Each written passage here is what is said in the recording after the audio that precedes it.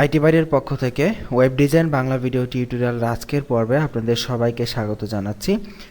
আজকের পর্বে আমরা যে বিষয়টা শিখব সেটি হচ্ছে জেড ইন্ডেক্স। সিএসএস এর অত্যন্ত চমৎকার একটি প্রপার্টি এবং খুবই ইম্পর্ট্যান্ট একটি প্রপার্টি। তো শুরুতে আমরা শিখব অ্যাকচুয়ালি জেড ইন্ডেক্সের কী কাজ এবং কেন ব্যবহার করা হয়। একটি ওয়েব পেজে একটি এলিমেন্টের বা একটি ডিভের ডেপথ মানে ডিভটা কতটুকু গভীর হবে সেইটা বোঝানোর জন্য মূলত জেড ইন্ডেক্স ব্যবহার করা হয়ে থাকে।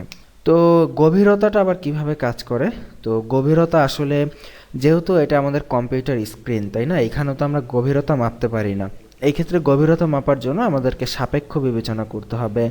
যেমন আমরা গত পর্বে দেখেছি যে আমাদের যে ড্রপডাউন মেনুটা স্লাইডারের নিচে ঢুকে যাচ্ছিল, গত পর্বের ভিডিও যারা দেখেছেন, তো এই যে একটার নিচে একটা এলিমেন্ট ঢুকে গিয়েছিল, তো এই ঢুকে যাওয়ার বিষয়গুলো মানে একটার উপরে একটা এলিমেন্ট কিভাবে আসবে, জাস্ট লাইক বইয়ের পৃষ্ঠার মতো একটা পৃষ্ঠার উপর আরেকটা পৃষ্ঠা দিলে যেরকম আগেরটা ঢেকে যায়, ঠিক একইভাবে আমরা কিভাবে জেড ইন্ডেক্স দিয়ে আমাদের এলিমেন্টগুলোর আমরা ইন্ডেক্স করাতে পারি আমাদের ইচ্ছা মতো করে। সো দেখুন এখানে আমরা তিনটা ডিভ নিয়েছি, বক্স 1, বক্স 2, বক্স 3, এবং তিনটা ডিভকে আমরা একই সিএসএস দিয়েছি। উইডথ দিয়েছি 150, হাইট 150, ব্যাকগ্রাউন্ড দিয়েছি রেড, লেফট 0, টপ 0, এবং পরেরটাকেও তাই করেছি এবং পরেরটাকেও তাই করেছি, শুধু ব্যাকগ্রাউন্ড কালার আলাদা আলাদা দিয়ে দিয়েছি এবং আউটপুটটা এরকম দেখাচ্ছে। তিনটা ডিভ আছে, যেহেতু ডিভ একটি ব্লক লেভেল এলিমেন্ট, সো তারা নিচে নিচে এইভাবে অবস্থান করতেছে। তো এখন আমরা এই ডিভ তিনটাকে আমরা আমাদের মতো করে জেড ইন্ডেক্স দিয়ে ব্যবহার করার চেষ্টা করব।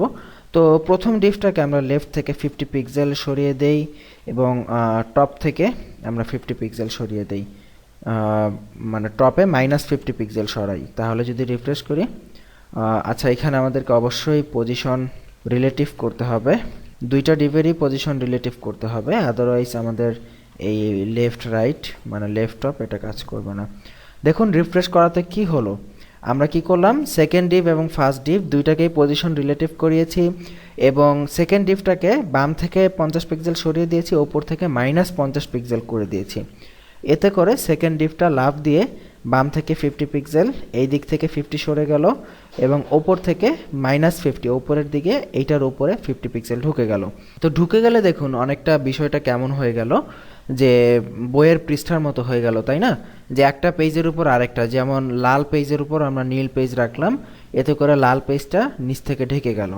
ঠিক একইভাবে আমরা নিচেরটাকেও যদি করি, নিচেরটাকেও আমরা পজিশন রিলেটিভ দেই এবং লেফট থেকে আমরা ওইটা তো 50 সরিয়েছি, এটা 100 সরাই এবং এটা -100 পিক্সেল দেই।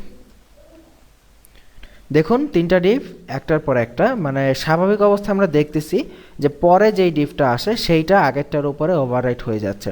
তো বোঝা যাচ্ছে যে একটার উপর একটা রাখা আছে।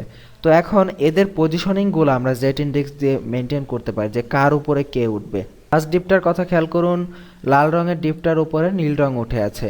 আবার নীল রঙের ডিভটার কথা খেয়াল করুন, নীল রং তার এক পাশ লাল রঙের উপর দিয়ে আছে কিন্তু আরেক পাশ আবার সবুজ রঙের নিচে। সবুজ রঙের কথা খেয়াল করুন, সবুজ রং নীল রঙের ওপরে আছে। সো এখন এই পজিশনিংগুলো আমরা আমাদের মতো চেঞ্জ করি। যেমন আমরা যদি চাই নীল রঙের ডিভটা বাকি দুইটার ওপরে থাকবে, তাহলে কিভাবে করব? নীল রঙকে আমরা জেড ইন্ডেক্সের পাওয়ার মানে জেড ইন্ডেক্সের ভ্যালু বেশি দিব আর বাকি দুইটাকে তুলনামূলক ভ্যালু কম দিব। যেমন দেখুন জেড ইন্ডেক্সের ভ্যালু 1 2 3 4 এইভাবে নির্ধারণ করা হয়, অথবা মাইনাসও দেওয়া যায়। আমরা নীল রঙটাকে কি করলাম, বক্স 2 যেটা জেড ইন্ডেক্স দিলাম 10, সো এটাকে 10 দিয়েছি, বাকি দুইটাকে কি দিব, কম দিচ্ছি। দেখুন বাকি দুইটাকে, একটাকে দিলাম ধরেন 5, একটাকে দিলাম ধরেন 6। সেভ করি, রিফ্রেশ করি, দেখুন নীল রঙের ভ্যালু যেহেতু সবচেয়ে বেশি, সো নীল রং ওপরে, বাকি দুইটার ভ্যালু নীলের থেকে কম, সো নীলের থেকে নিচে। এবার যদি আমরা এমন করি যে নীল রঙের এই পাশের যেটা আছে এটা তো ওপরে আছেই, কিন্তু লালের থেকে আবার কম হবে, দ্যাট মিন্স নীলের নিচের অংশ থাকবে সবুজের উপরে কিন্তু লালের থেকে কম। তার মানে আমরা কিভাবে করব, তাহলে আমাদের নীলের জেড ইন্ডেক্স সবুজের থেকে বেশি দিতে হবে কিন্তু লালের থেকে কম দিতে হবে। তো আমরা এভাবে দেই, নীলের জেড ইন্ডেক্স ধরেন 10, সবুজের 6, ঠিক আছে, সবুজের থেকে বেশি কিন্তু লালের থেকে কম, লালের আমরা 15 দিলাম। আমাদের ইচ্ছা মতো একটু বেশি কম দিলেই হয়, দিয়ে যদি রিফ্রেশ করি, দেখুন যেহেতু নীলের জেড ইন্ডেক্স লালের থেকে কম, সো লাল নীলের উপরে, এবং নীলের জেড ইন্ডেক্স যেহেতু সবুজের থেকে বেশি, সো নীল সবুজের উপরে, এবং সবুজের জেড ইন্ডেক্স কম হওয়ার কারণে সে নিচে চলে গেছে। So this is the factor. এইভাবে আপনাকে জেড ইন্ডেক্স মেনটেন করতে হবে, এবং আপনি জেড ইন্ডেক্স দিয়ে এইভাবে আপনার এলিমেন্টগুলোকে কোনটার উপরে কোনটা যাবে, কোনটার নিচে কোনটা আসবে, এইভাবে আপনি মেনটেন করতে পারেন। সো আশা করি যে আপনারা জেট ইন্ডেক্সের ব্যবহার বুঝতে পেরেছেন, এবং অবশ্যই বাসায় একবার প্র্যাকটিস করে নেবেন।